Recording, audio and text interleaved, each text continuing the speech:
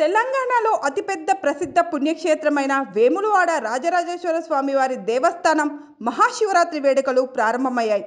నేటి నుండి 3 రోజుల పాటు మహాశివరాత్రి జాతర ఉత్సవాలకు సుమారు 3 లక్షలకు పైగా భక్తులు వస్తారనే అంచనాతో ఏర్పాట్లు చేశారు. తెలంగాణ సంస్కృతి సాంప్రదాయాలు ప్రతిబింబించేలా అధికారులు ప్రత్యేక ఏర్పాట్లు చేశారు. ఉదయమే రాజన్న ఆలయంలో ఆలయ అర్చకులు స్వామివారికి ప్రత్యేక పూజలతో మహాశివరాత్రి వేడుకలు ప్రారంభించారు.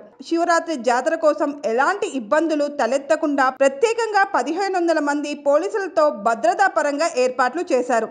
ఈ రోజు టీటీడీ ప్రభుత్వం తరపున స్వామివార్లకు పట్టు వస్త్రాలు సమర్పించారు. రాష్ట్ర ప్రభుత్వం తరపున రాష్ట్ర దేవాదాయ శాఖ మంత్రి కొండా సురేఖ, రాష్ట్ర రవాణా శాఖ మంత్రి పొన్నం ప్రభాకర్లు స్వామివార్లకు పట్టు వస్త్రాలను రాత్రి 7 గంటలకు సమర్పించారు.